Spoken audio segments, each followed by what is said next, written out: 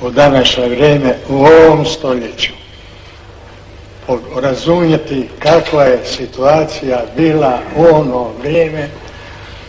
Bila je situacija takova da je sa protivne strane poduzeto sve moguće da se minira Hrvatska država.